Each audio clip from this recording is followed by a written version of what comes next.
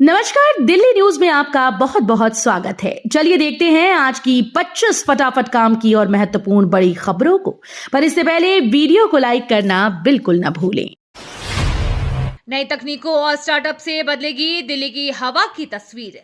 राष्ट्रीय स्टार्टअप दिवस पर आईआईटी दिल्ली में मुख्यमंत्री रेखा गुप्ता ने प्रदूषण के खिलाफ इनोवेटिव सॉल्यूशंस प्रदर्शनी का शुभारंभ किया। उन्होंने कहा कि दिल्ली का युवा अब समाधान देने वाला बनेगा।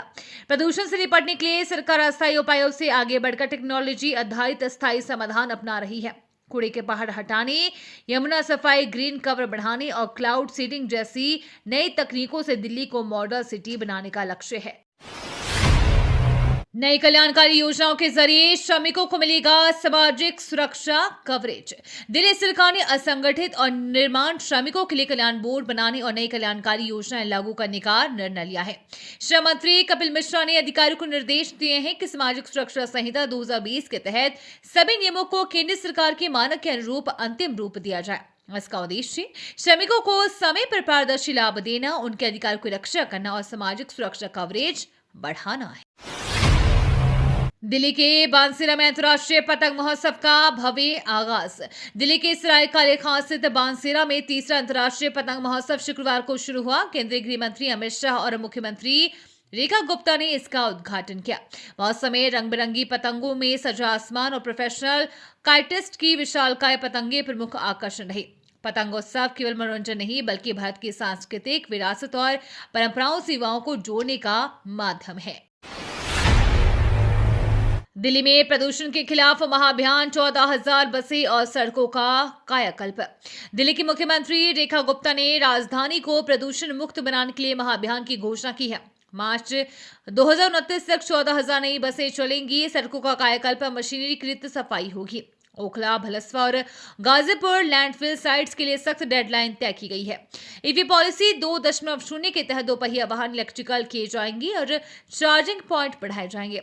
स्मार्ट पार्किंग लागू होगी और दिल्ली रिज क्षेत्र में 35 लाख नए पौधे लगाए जाएंगे। उद्देश्य है कि राजधानी की हवा को स्वच्छ और सुरक्षित बनाना।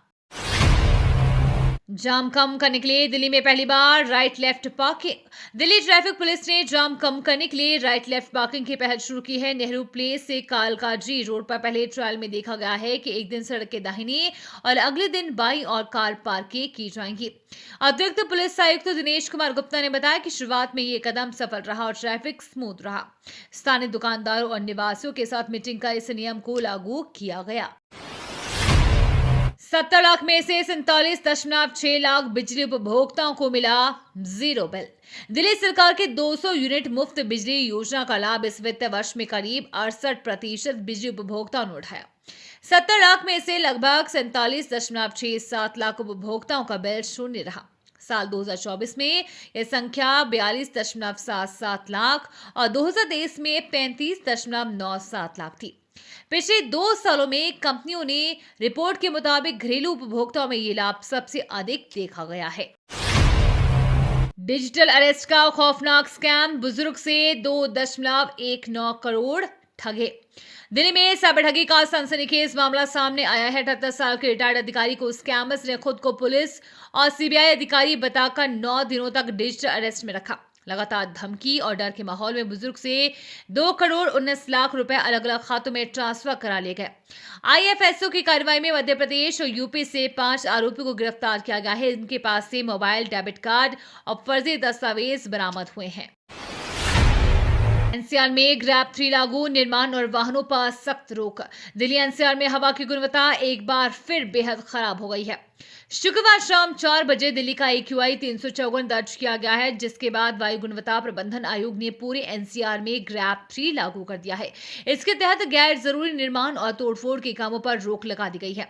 BS3 पेट्रोल और BS4 डीजल 4 पहिया वाहनों पर प्रतिबंध लगाया गया है। स्टोन क्रशर, ईंट भट्टे और प्रदूषण फैलाने वाले उद्योगों को बंद करने के आदेश दिए गए हैं। प्रदूषण के खिलाफ युवा इनोवेटर्स बनेंगे दिल्ली की ताकत। राष्ट्रीय स्टार्टअप दिवस पर मुख्यमंत्री रेखा गुप्ता ने आईआईटी दिल्ली में प्रदूषण के खिलाफ इनोवेटिव सॉल्यूशंस प्रदर्शनी का उद्घाटन किया। उन्होंने कहा कि दिल्ली का युवा अब नौकरी मांगने वाला नहीं, नौकरी देने वाला बनेगा। मुख्यमंत्री ने बताया कि वायु प्रदूषण से निपटने के लिए सरकार अस्थायी उपायों से आगे बढ़कर टेक्नोलॉजी आधारित स्थायी समाधान लागू कर रही है। कार्यक्रम में 33 इनोवेटिव प्रोटोटाइप प्रदर्शित किए गए। पर्यावरण मंत्री ने कहा कि आधुनिक तकनीक और युवाओं की भागीदारी से दिल्ली को हवा को साफ किया जाएगा। वोट मांगने वालों ने ही गरीबों के घर तुड़वाए, आपका सीएम रेखा गुप्ता पर हमला। शालीमार बाग में गरीब परिवारों के घर तोड़े जाने की कार्रवाई पर आम आदमी पार्टी ने दिल्ली सरकार के खिलाफ मोर्चा खोल दिया है। आप नेता सौरभ भारद्वाज ने मुख्यमंत्री रेखा गुप्ता पर हमला बोलते हुए कहा है कि जिन लोगों से चुनाव में वोट मांगे गए आज उन्हीं के घर तोड़े जा रहे हैं। विधायक संजीव झा ने प्रभावित परिवारों से मिलकर उन्हें समर्थन दिया। आपका आरोप है कि कड़ाके की ठंड में ये कार्रवाई अमानवीय है और पार्टी सड़क से विधानसभा तक इस लड़ाई को लड़ेगी। भीषण ठंड और घने कोहरे की गिरफ्त में दिल्ली एनसीआर। दिल्ली और एनसीआर कड़ाके की ठंड और भयंकर कोहरे की चपेट में है। शुक्रवार सुबह कई इलाकों में विजिबिलिटी बेहद कम रही, जिससे सड़क, रेल और हवाई यातायात बुरी तरह प्रभावित हुआ।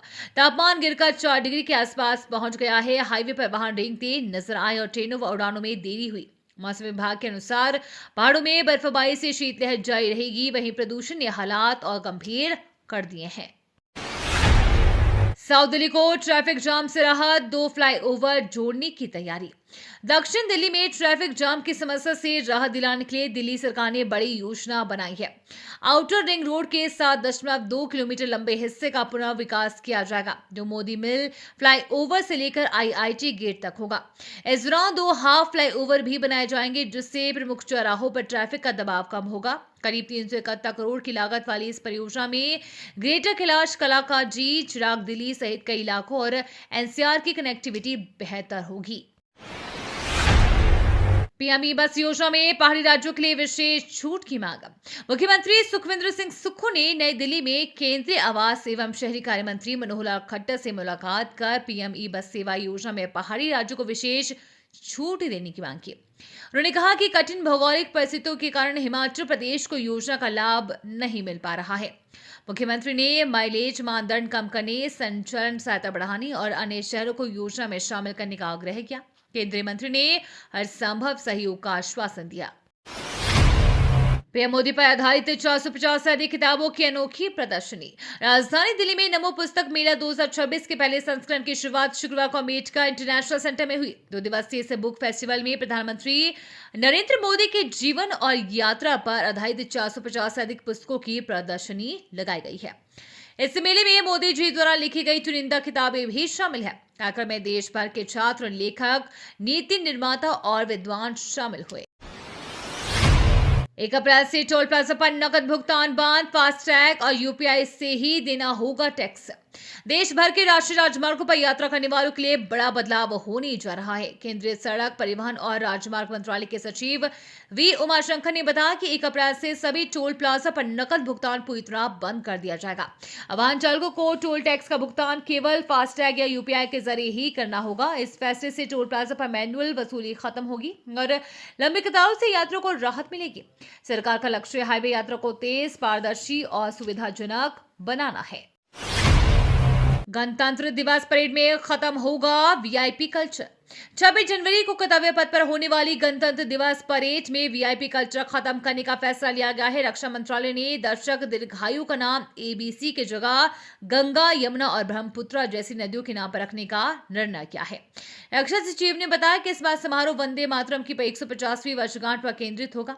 परेड में 77,000 दर्शकों के बैठने की व्यवस्था होगी। मेट्रो सेवा सुबह 3 बजे से मुफ्त चलेगी।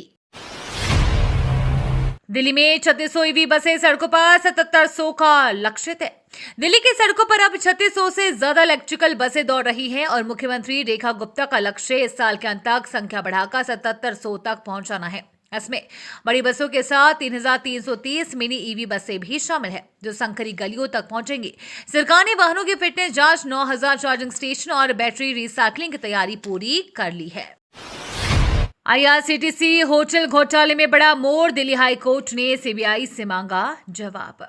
दिल्ली हाई कोर्ट में आईआरसीटीसी होटल घोटाले पर सुनवाई हुई है। बिहार के पूर्व मुख्यमंत्री राबड़ी देवी ने आरोपों को चुनौती दी है, जिसमें उन्होंने कहा है कि उनके खिलाफ ठोस सबूत नहीं है और उन्हें राजनीतिक पद की वजह से फंसाया गया। हाई कोर्ट ने सीबीआई को नोटिस जारी किया है और जवाब मांगा है। इस मामले की अगली सुनवाई 19 जनवरी को होगी, जब लालू प्रसाद और तेजस्वी यादव की याचिकाओं की सुनवाई भी एक साथ हो सकती है। गणतंत्र दिवस से पहले सुरक्षा सख्त। दिल्ली में 4 दिन पार्सल यातायात पूरी तरह बंद। गणतंत्र दिवस को लेकर सुरक्षा व्यवस्था के मद्देनजर उत्तर रेलवे ने बड़ा फैसला लिया है। दिल्ली क्षेत्र में 23 से 26 जनवरी तक सभी प्रकार के पार्सल यातायात पर पूरी तरह रोक रहेगी। इस दौरान नई दिल्ली, दिल्ली जंक्शन, हजरत निजामुद्दीन, आनंद विहार टर्मिनल और सराय रोहिल्ला स्टेशनों पर ना तो पार्सल बुकिंग होगी और ना ही पैकिंग। हालांकि यात्रियों को अपनी व्यक्तिगत सामग्री यात्री डिब्बों में ले जाने की अनुमति रहेगी। सभी औपचारिकताएं पूरी करने के बाद पंजीकृत समाचार पत्रों और पत्रिकाओं की बुकिंग की अनुमति दी जाएगी। गाजियाबाद में एनसीईआरटी की नकली किताबों की फैक्ट्री का भांडाफोड़।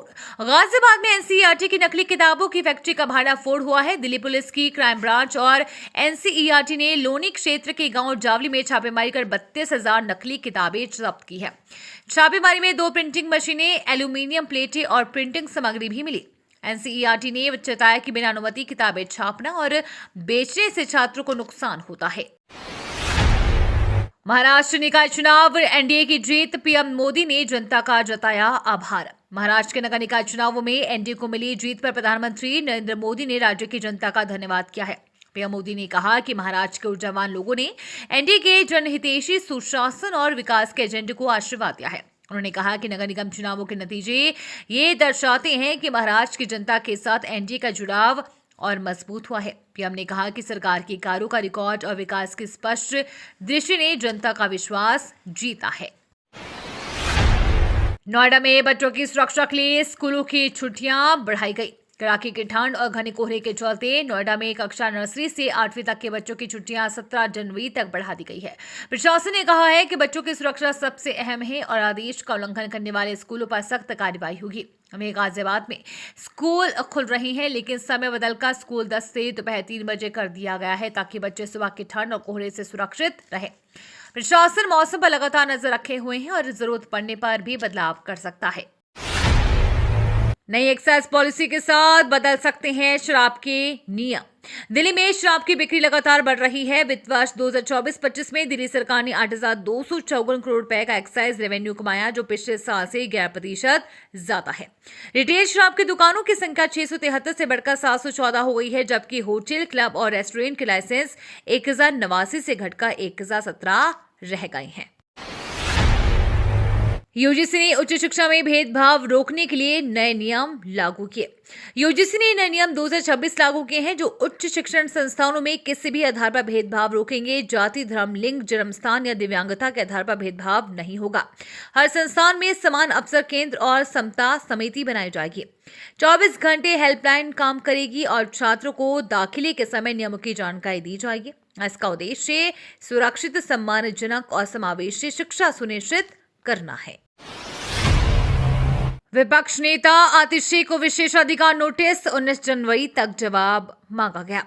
दिल्ली विधानसभा अध्यक्ष विजेंद्र गुप्ता ने गुरु तेग बहादुर से जुड़ी विवादित टिप्पणियों और विशेषाधिकार हनन के मामले पर स्पष्ट कहा है कि सदन की गरिमा और लोकतांत्रिक प्रक्रिया में किसी भी सरकार का हस्तक्षेप बर्दाश्त नहीं होगा।